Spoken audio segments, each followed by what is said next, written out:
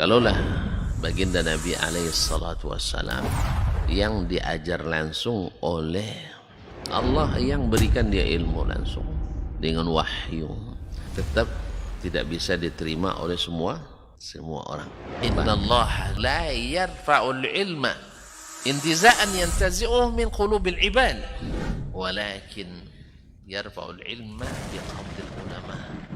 Bahkan sebagian besar orang pada waktu itu menolak Nabi alaihi salatu wassalam. Tetapi Nabi sallallahu alaihi wasallam mengajarkan kita untuk tidak patah arang dan tidak pernah berhenti berdakwah. Allah tidak mengangkat ilmu dengan mencabutnya dari hati-hati manusia, tidak. Tetapi dengan mewafatkan para ulama. Mana yang lebih afdal, ahli ibadah atau ahlul ilmi? Dari semua sisi ahlul ilmi lebih afdal daripada ahli ibadah. Sampai tidak tinggal satu orang pun ulama. Ittakhadhan nasu ru'usan juhalan. Ketika tidak seorang alim pun yang tinggal, akhirnya orang-orang mengambil para pemuka-pemuka yang jahil.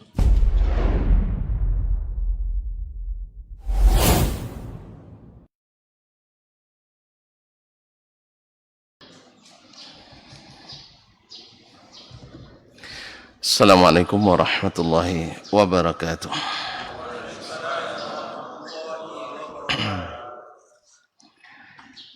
Innal hamdalillah nahmaduhu wa nasta'inuhu wa nastahdihi wa nastaghfiruhu wa natubu ilaihi.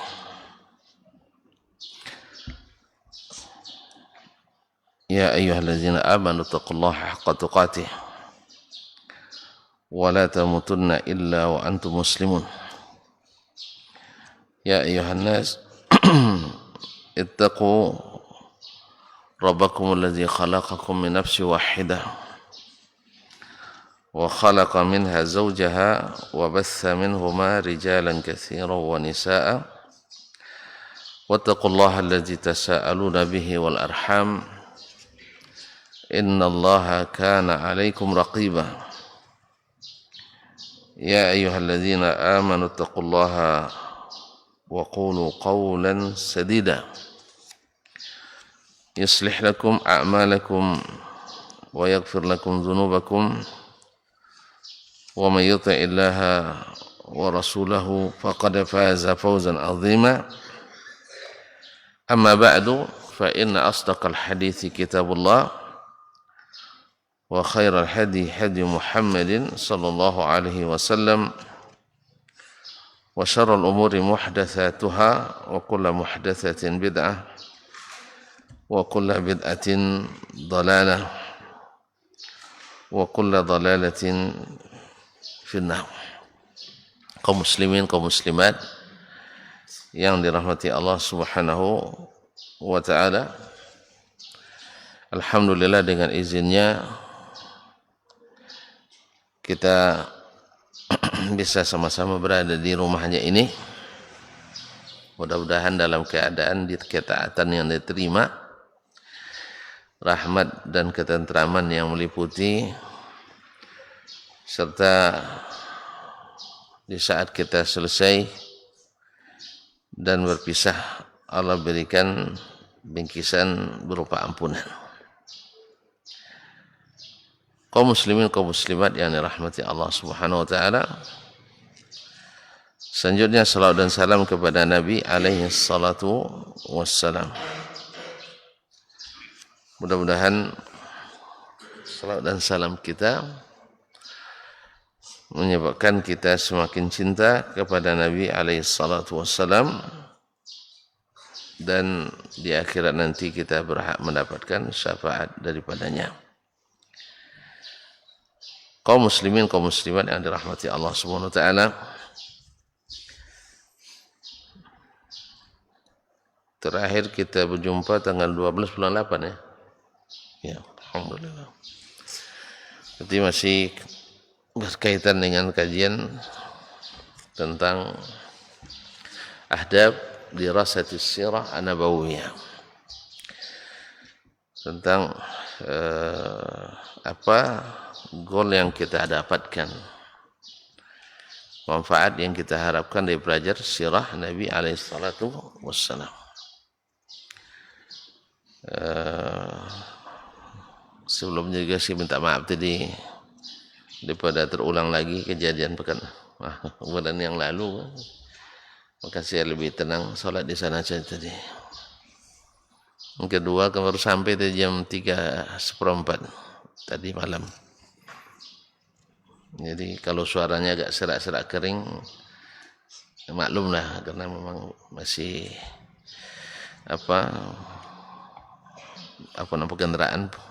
kendaraan itu masih terasa. Tapi karena pertemuan hanya sekali sebulan, jadi mau tidak mau dipaksa. Mudah-mudahan lancar. Nah, di antara yang diharapkan dari belajar sirah itu adalah kita bisa menafsirkan apa yang ada dalam Al-Quranul Karim dengan apa yang terjadi dari sirah Nabi alaihi salatu wassalam. Sebab berapa banyak kejadian-kejadian sirah itu yang disebutkan dalam Al-Quranul Karim. Ada di dalamnya surat-surat yang isinya berkenaan dengan rentetan kejadian yang terjadi dalam sirah. Nah, kenapa kita menafsirkan Al-Quran dengan sirah? Karena itu adalah sebaik-baik tafsir.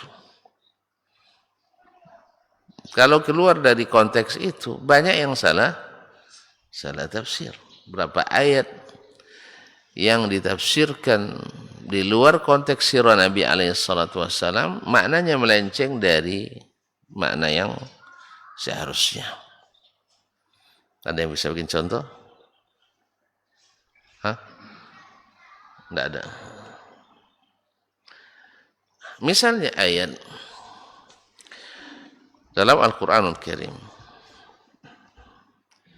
surat yang pendek saja, Qul ya ayyuhal kafirun, kan? Ini ya. Orang ketika menafsirkan sembarangan Al-Quran, kita tidak boleh mengatakan hai orang kafir. Apa sebab? Allah mengatakan lakum dinukum. Apa lagi? Saya kafirun, saya lakum dinukum waliyadin. Bagimu agamamu, bagiku agamaku. Oleh sebab itu, saling mengakui sajalah. Tidak boleh menghukum orang kafir. Masya Allah. Ya kan? Mantap, toleran sekali nampaknya. Cuman kalau antum belajar sirah Nabi, bagaimana kejadian ini sesuai kronologi, antum paham bahwa yang dimaksud di sini bukan pengakuan. Bukan pengakuan. Tapi adalah penolakan. Nabi alaihi salatu wassalam diminta oleh orang-orang Quraisy. Apa permintaan mereka? Daripada kita saling menyalahkan, kan itu bahasanya. Daripada kita saling berselisih, bertentangan, kita cari win solution. Di sana senang, di sini senang gitu. Di mana-mana hatiku senang. Kan itu yang diinginkan oleh orang yang tidak beriman dari dulu sampai sekarang. Jangan menyebut yang salah itu salah, jangan menyebut yang benar itu benar. Jadi dicari-cari ayat-ayat seperti tadi. Lakum dinukum waliyadin. Nah, ketika mereka mengajak Nabi SAW setahun, kita ikut agamamu, setahun pula kamu ikut agamaku. Deal? Deal kan? Iya, daripada kita bermusuhan lebih baik damailah. Gitu, damailah. Apa dia? Damailah umat manusia. Tidak ada permusuhan lagi antar agama. Subhanallah. Kapan Islam memusuhi? Islam itu selalu dimusuhi. Islam tidak pernah memusuhi. Yang memusuhi itu Islam selalu dimusuhi, dihalangi terus, dirintangi terus, diprovokasi terus. Ma'asyiral kiram dirahmati Allah. Lalu Allah yang jawab langsung. Berarti jawabannya menerima tawaran atau menolak? Menolak tawaran itu. Kalau kalian tidak mau beriman, ya terserah. Lakum dinukum waliyadin. Tapi saya akan mengatakan, qul ya ayyuhal kafirun. Katakan, hai orang-orang kafir. Antum nak mengatakan, jangan memanggil orang kafir. Di awal ayat, qul, katakan hai Muhammad, ya ayyuhal kafirun. Jadi ayat dijadikannya dalil untuk mengatakan tidak boleh mengatakan orang kafir. Lalu apa gantinya? Apa gantinya? Non muslim. Tidak apa-apa, non muslim. Kita pun siap juga mengganti, tidak ada masalah. Ya. Ustaz ya? Cuman orang kafir itu mereka bilang inna kafarna. Kami kafir. Kan mereka yang pilihkan. Kan ya? Inna kafarna bima ursiltum bihi. Wa inna la fi syakkim mimma tad'unana ilaihi murib. Mereka bilang inna kafarna. Mereka yang pilih gelar itu. Jelas ya? Nah, ala kuliah. Nah, dengan belajar sirah, kita paham bagaimana menafsirkan ayat tersebut. Bahwa yang mereka katakan itu sebagai ayat pengakuan, ternyata ayat ayat penolakan. Ya, mereka berusulan, lalu Allah yang tolak. Allah yang ajarkan Nabi kita alaihi salatu wasallam, katakan hai ya ayyuhal kafirun la a'budu ma ta'budu. Takkan pernah terjadi saya beribadah kepada apa yang kalian ibadahi. Dulu sebelum saya jadi dapat wahyu, sebelum saya jadi rasul, kan tidak pernah saya ikut beribadah dengan kalian. Pernah Nabi sujud ke berhala? Pernah Nabi zikir bersama orang kafirin? Maksudnya menyebut-nyebut Hubal, jangan salah paham pula, zikir bersama pula maksudnya. Bukan itu maksud saya. Maksudnya pernah tidak Nabi membersamai acara-acara pemujaan berhala jahiliyah? Tidak pernah. Jangankan itu berjudi aja tidak pernah. Jangankan itu taruhan aja tidak pernah. Ya kan? Tidak pernah beliau mengangkat yel-yel jahiliyah. Itu di masa jahiliyah. Apalagi setelah berwahyu. Nah kita pun sekarang, dulu sebelum ngaji pun saya tak ikut miras. Masa setelah ngaji ikut? Saya miras. Dulu sebelum ngaji pun saya tak. Misalnya ya, masa setelah ngaji disuruh lagi bawa asbak ke masjid? Kan tidak mungkin. Nah, tuh. Jadi kaum muslimin dan muslimat rahmatan, Nabi sebelum dia dapat wahyu, dia sudah tidak ikut acara-acara jahiliyah. Masa kita setelah ngaji ikut acara? Ada acara jahiliyah sekarang? Ada acara jahiliyah sekarang? Antum di sini, bukan di sini, di luar sana ada. Tanya Buya gitu tuh. Tanya tuan guru nanti, Ustaz. Saya tahu dia Ustaz. Ya. Lihat video beliau ada tuh. Tradisi apa ya judul sih? Tradisi jahiliyah masih ada? Enggak dong. Ya, saya tunjukkan lah.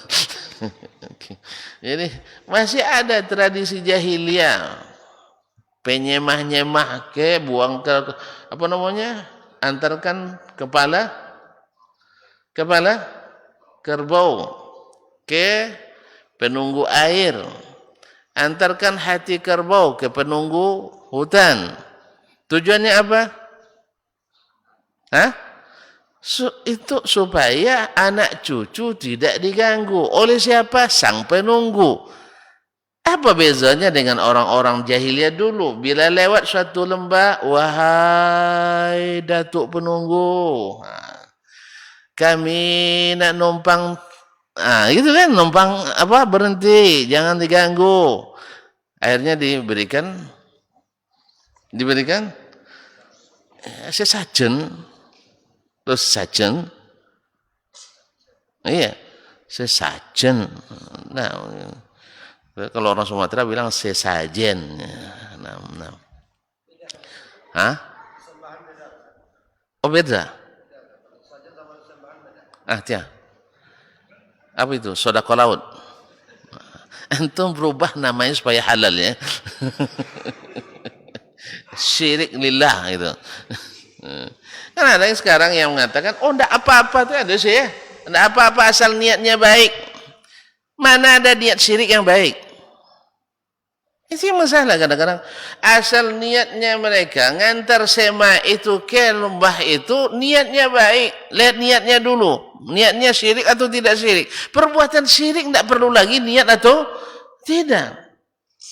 Nabi SAW ditanya. Ada seseorang mengatakan, ya Rasulullah, inni nazartu an azbaha atau anhara bibuana. Saya ya Rasulullah bernazar nak menyembelih di Buana. Di mana Buana? Sumatera Barat. Hah? Di mana? Di satu tempat ada ke Yambuk. Tahu Yambuk di mana? masuk kawasan provinsi Madinah. Jadi kaum muslimin dan muslimat, Nabi tanya, afiha idun min a'yadil jahiliyah? Pernah tidak di situ dilakukan perayaan jahiliyah? Jawabnya tidak. Setelah itu, alfiha sanamun min asnamil jahiliyah yu'bad. Pernah enggak di situ ada berhala tempat orang jahiliyah untuk beribadah? Katanya tidak. Kalau gitu, aufi bin nazrik. Nabi tidak nanya niatmu apa sih? Tidak nanya itu niatnya. Asal niatmu baik, sembelih dari situ. Walaupun jahiliyah buat acara di situ. Jadi kalau hakikatnya itu tak lain kecuali illa syirk, menyembelih bagi selain Allah, syirik apa tidak? Tidak perlu lagi niat. Itu yang masalah subuhat kaum muslimin muslimat. Sehingga kadang di sinilah pentingnya mempelajari sirah Nabi supaya penafsiran kita terhadap Al-Quran, terhadap hadis-hadis sesuai dengan kronologinya, sesuai dengan keadaan nyatanya. Tidak bermain di kata-kata, berfilsafat ilmu dan sebagainya. Ini agama yang mudah. Bukan agama yang untuk kelas khusus, tidak. Agama ini dari yang profesor sampai yang tidak sekolah bisa paham langsung. Ini klaim pula bahwa pemahaman kita lah yang 99% umat Islam anut. Terus Ustaz Dasman tidak paham akidah ini katanya. Hawa doktor tidak paham dah, masa orang awam paham. Habis itu klaim bahwa itu akidah yang Syekh. Ustaz. Assalamualaikum. Ada yang klaim bahwa keyakinannya diyakini oleh 92% umat Islam seluruh dunia. Habis itu dia bilang Ustaz Dasman tidak bisa memahami akidah ini. Kira-kira antum lebih duluan paham dari saya. Serius ini. Paham maksud saya? Jadi ketika mengklaim 92%, sebagian besar umat Islam belajar agama apa tidak? Tidak kan? Terus gimana? Yang belajar agama aja tidak paham akidah itu, apalagi yang tidak belajar sama sekali. Inilah kenyataannya. Makanya sudah dibuat angket apa belum? Soalnya Ustaz Dasman katanya tidak bisa memahaminya. Apa sebab? Sulit dipahami. Kalau sulit dipahami oleh orang yang sudah bergelar doktor, tentu yang tak bergelar lebih sulit lagi. Tidak mungkin meyakini hal itu. Karena memang tidak seperti itu diturunkan. Tidak seperti itu yang ditunjukkan. Tidak seperti itu yang diajarkan. Nabi SAW akidahnya semuanya jelas, terang, benderang. Lalu antum berubah menjadi hal-hal yang kelam dan kelabu. Itulah akibat dari belajar ilmu ilmu kalam yang terang jadi kalam. Nah, jelas ya. Jadi penolakan berubah jadi pengesahan. Itu yang jadi masalah. Apa sebab? Karena keluar dari sirah. Dan kenyataannya. Antum lihat di perguruan tinggi kita. Yang Islam tentu yang saya maksudkan. Hampir-hampir sepakat tidak mengajarkan sirah Nabi SAW. Dalam mata kuliah. Iya biar. Ada di syariah ada sirah. Tidak ada. Usuluddin sudah ada. Alhamdulillah saya ngusulkan kemarin. Itu pun banyak penolakan. Sirah kan pelajaran SD. Sirah itu pelajaran SD. Kalau khulasa Nurul Yakin iya. Kata untuk menghafal namanya Muhammad, ibunya Aminah, ayahnya Abdullah, iya memang itu sudah belajar kita semuanya. Tapi untuk memahami seperti ini, memahami Al-Quran dengan sirah, memahami hadis dengan sirah, itu tidak anak SD. Itu tingkat profesor pun tidak sampai ke situ. Makanya saya usulkan seluruh jurusan, seluruh fakultas di perguruan tinggi Islam mesti belajar sirah. Supaya apa? Jangan terjadi yang tadi. Penolakan ditafsirkan dengan pengesahan. Jelas ya? Ayat untuk tidak bekerja sama dengan agama-agama lain dalam berkeyakinan dianggap untuk menyatukan persepsi dan persepsi dan pandangan supaya seluruh agama satu visi dan misi. Innalillahi wa inna raji'un. Di mana ayatnya? Ada. Qul ya ahlal kitab ta'alu ila kalimatin sawa'in bainana wa bainakum. Mantap ya. Karena ada usulan dari orang Yahudi. Muhammad, kita kan satu datuk. Ibrahim nama datuk kita, iya tak? Ibrahim punya anak Ishak, punya anak Ismail. Ismail keturunannya jadi orang Arab. Ishak keturunannya jadi orang Yahudi. Kalau gitu, agama kan asalnya Ibrahim. Kalau gitu, ayo sama-sama menegakkan kebersamaan di antara kita. Jadi sebenarnya barang sampah lama yang dibalik-balik lagi. Ibaratnya dikuyu tak sawak non soleh. Ya, digali betul non sebuah. Pernah dengar itu enggak? Rajin lah pergi kampung-kampung. Jadi dibalik-balik sampah-sampah itu kembali, dapat dia, dikiranya barang baru, barang lama. Akhirnya kan Al-Quran mengatakan kita Yahudi Nasrani bisa bersatu. Bisa bersatu. Apa buktinya? Qul ta'alu ila kalimatin sawa'in bainana wa bainakum. Allah, indah sekali bunyinya. Seluruh agama bisa menyatu dalam satu atap. Ibarat 3 istri satu rumah. Damai enggak? 3 bini serumah, damai enggak? Belum coba? Berani coba? Iya, semuanya kawin paksa itu. Disuruh serumah. Mungkin. Makanya lahir teori-teori ini yang kadang-kadang sebagian pemerintahan mengadopsi. Seperti di Arab, salah satu negara Teluk membuat namanya Al-Baitul Ibrahimi. Al-Baitul Ibrahimi dengan harapan di situ menyatukan agama yang 3, Yahudi, Nasrani dan Islam. Dan tidak tanggung-tanggung. Pengusung pemikiran ini orang-orang besar. Sebut nama? Tapi jangan marah besar. Itu aja. Jangan marah besar nanti. Ada sekjen lembaga internasional Islam. Ada Grand Sheikh di universitas besar dalam Islam. Pengusung pemahaman ini. Pengusung pemahaman ini. Apa sebab? Mungkin dulu tidak belajar sirah. Karena memang ambil doktornya Sorbonne Perancis. Atau belajar sirah menurut gaya Berancis. Allah musta'an. Jadi kaum muslimin dan muslimat dirahmati Allah. Padahal di situ adalah ta'alu ila kalimatin sawa'un bainana wa bainakum alla na'budu illallah. Yang sama itu adalah tidak beribadah kecuali kepada Allah. Nah, kalau mau seperti itu, ayo. Berarti orang Yahudi harus meninggalkan Uzair. Bukan meninggalkan tidak beriman pada Uzair, bukan. Jangan lagi menyebut Uzair anak Allah. Mau? Kayaknya tidak mau mereka. Masa mau antum meninggalkan yang ringan-ringan aja yang dilarang Nabi? Susah kan? Iya tak? Susah kan? Iya, apalagi meninggalkan sebuah keyakinan. Illa ayyasha'a Rabbi. Kecuali kalau Allah yang memang memberikan hidayah itu.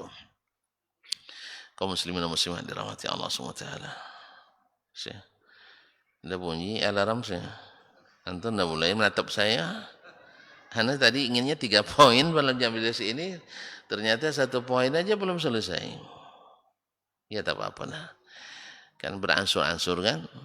Yang penting tuan-tuan paham gol-gol yang indah yang akan dicipta. Walaupun di menit-menit di last time. Tidak ada masalah. Ya, tapi golnya indah. Kan itu kan. Nah, jadi gol penentu. Nah, itulah. Kaum muslimin dan muslimat dirahmati Allah SWT. Wala nusyrika bi syai'ah, tidak menyekutukannya dengan sesuatu. Jadi tidak ada lagi sembahan selain Allah tabaraka taala. Wala yattakhidha ba'duna ba'dan arbaban min dunillah. Jangan mengangkat di antara kita sebagian dari kita sebagai tandingan-tandingan Allah dalam menetapkan halal haram, dalam memutuskan hukuman syar'i. Ini berapa banyak kita lebih percaya pada ulama daripada percaya kepada Nabi alaihissalatu wassalam. Lalu diingatkan tidak mau. Dikiranya kita syirik gara-gara ikut fikih katanya. Kan ada yang memfitnah Syekh Muhammad dengan alasan ya, beliau mengatakan ketika menafsirkan ini menukil dari Ibnu Katsir, ittakhadhu ahbarahum wa ruhbanahum arbaban min dunillah.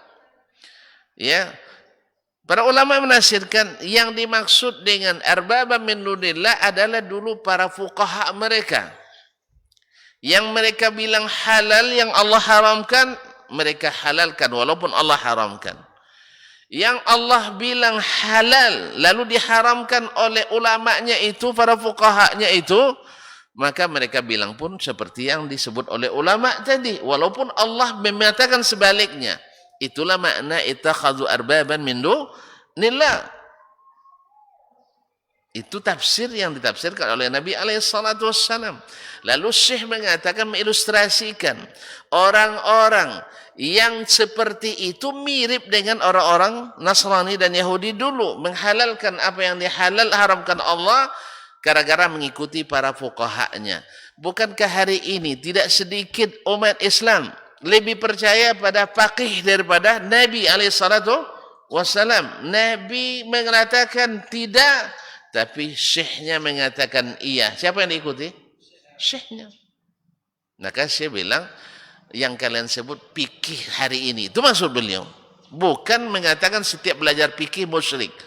Nah, tapi memang ada orang seperti kata Nabi alaihissalatu wassalam, iza khasama fajar.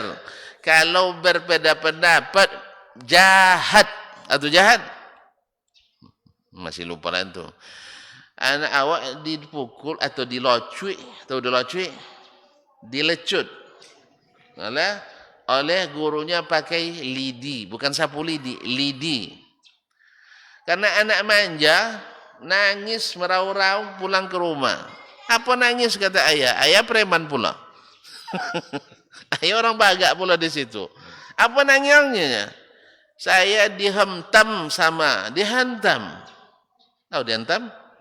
Sama guru. Pakai apa? Pakai kayu balok. Kalau balok hancurlah pinggang anak tu. Ayah karena naik pitam tak periksa dulu pinggang anaknya. Cepat cari guru tu, bawanya parang. Untung tak ketemu gurunya.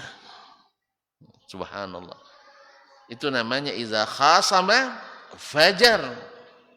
Kita boleh berselisih, boleh berdebat, tapi jangan jahat. Jadi pahami perkataan ulama itu, syekh itu sesuai dengan yang dia kehendaki, bukan seperti nafsu yang kita kan, oh ini ketepatan ini untuk mengatakan bahwa Syekh Muhammad bin Wahab mengafirkan para fuqaha. Masya Allah, dikiranya orang tak akan paham nanti, dikira orang tak akan menemukan rekamannya. Sekarang ini jak digital kita dicatat orang semuanya, sampai CCTV ke WC, mungkin ada CCTV mungkin sekarang ini. Makanya hati-hati juga masuk toilet umum tuh, tengok dulu ada CCTV tidak. Allah musta'an. Ya, kaum muslimin, muslimat dan mati Allah. Jadi penafsiran ayat dan hadis harus juga sinkron. Harus selalu merujuk kepada sirah Nabi alaihissalatu wassalam supaya tidak salah tafsir. Masih tambah contoh? Ini sepertinya tidak mau nih. Sebab yang diam itu perempuan. Kalau laki-laki masa diam. Perempuan laki-laki selalu diam itu tidak setuju tuh. Ya, kita cukuplah sampai di sini dulu. Karena sebentar lagi kemungkinan Allah musta'an. Janji rapat jam 7. Ya. Di satu tempat di Imam Syafi'i. Nanti sekira jam 8 kuliah pasca sarjana lagi. Sampai jam 11. Habis itu ada rapat lagi. Entah sanggup saya atau tidak. Itu aja lagi. Kalau sanggup nanti saya teruskan. Kalau tidak saya telepon. Mohon izin. Kenapa kan? Nah. Kok lain mandangnya?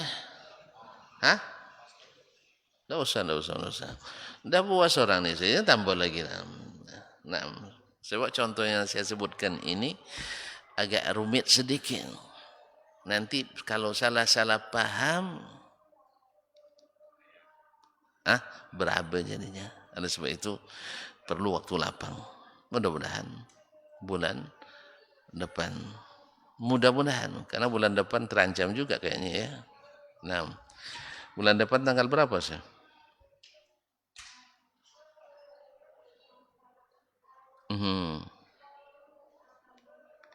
Bulan depan memang terancam. Ya. Iya, sebab kalau jadi saya tidak ada di sini.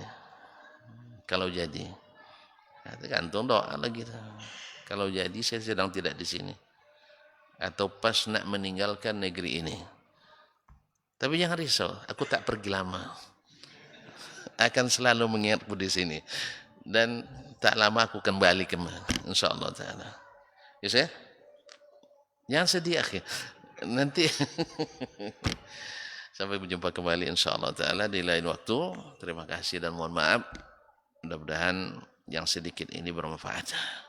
Yang benar semata-mata taufik dari Allah, salah dan keliru pasti kelemahan saya dan mungkin dari syaitan.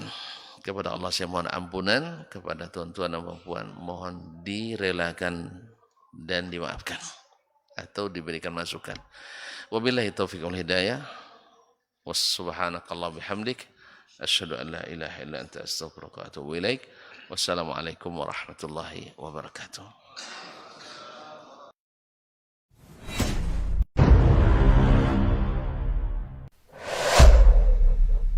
Dunia dan seisinya ini bagi Allah tak sama nilainya dengan sebelah sayap lalat. Barang siapa yang beramal untuk akhiratnya, Allah akan cukupkan baginya urusan dunia. Sayati zamanun 'alan nasi as-sabiru fihim qalqabit al-jamarah. Akan ada satu masa di akhir zaman yang berpegang teguh dengan agamanya seperti orang yang sedang memegang bara